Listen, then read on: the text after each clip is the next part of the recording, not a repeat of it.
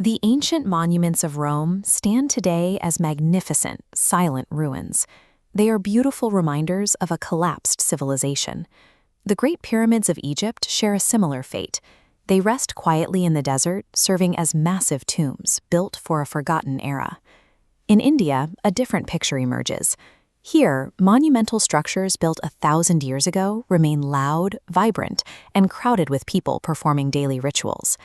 Unlike the empty stone shells of Europe and North Africa, Indian temples survived as unbroken, living ecosystems of human life, continuously active since the day the last stone was placed.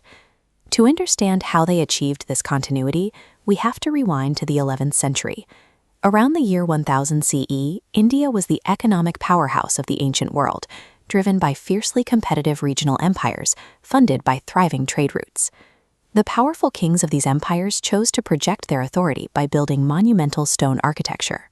However, they operated in a severe technological vacuum, lacking modern cranes, structural steel, or cement. Without these modern tools, ancient builders relied on sacred geometry and extreme human organization to construct structures that would outlast their own dynasties. Every major construction project began with the Shilpa Shastras. These were strict ancient manuals combining architecture and metaphysics, ensuring temples followed a precise mathematical code.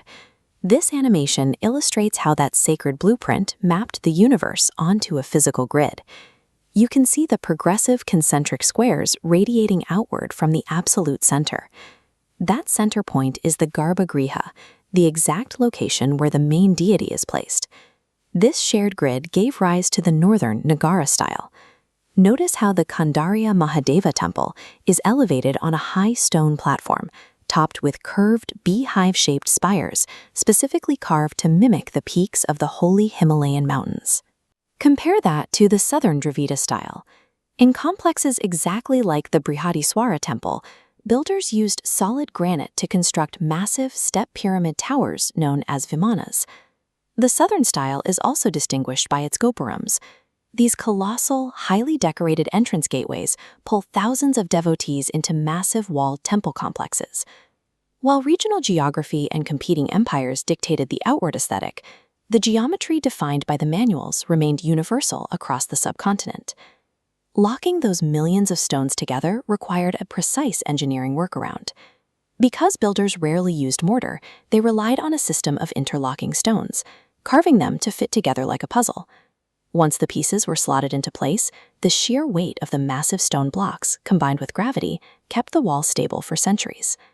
This reliance on solid stone reached its limit at the Brihadiswara temple. To finish the main tower, builders had to lift an incredible 80-ton granite capstone 216 feet off the ground. To pull this off, teams of thousands of laborers, working alongside oxen and elephants, slowly rolled the giant capstone up a massive inclined earthen ramp. To maintain a survivable angle of ascent for an 80-ton load, that earthen ramp had to start nearly 4 miles away from the temple grounds, just to reach the 216-foot peak.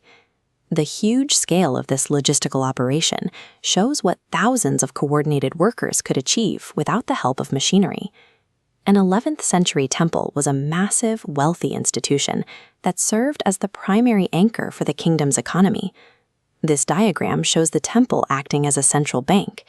Kings gifted surrounding villages to the complex, allowing it to absorb their tax revenues. The temple then redistributed this wealth, providing business loans to farmers and employing a massive workforce of architects, scholars, and artisans. Without the temple driving this economic engine, the financial and cultural livelihood of the surrounding region would have collapsed. This heavy economic activity made the grounds loud and crowded. When a devotee first approaches the bright, heavily carved outer halls, they are immersed in the chaotic distractions of the material world. But the psychological design of the architecture guides them inward. Walking deeper into the temple, the intricate carvings fade, symbolizing the shedding of worldly concerns. Finally, they reach the Garbhagriha. This central sanctum is completely dark, quiet, and unadorned, representing the ultimate truth hidden from the noise outside. By merging spiritual design, engineering, and economic utility, ancient builders created structures that remained relevant as long as the society around them existed. They ensured their grand architecture would never fade into silent ruins, but would remain an active heritage that continues to serve millions today.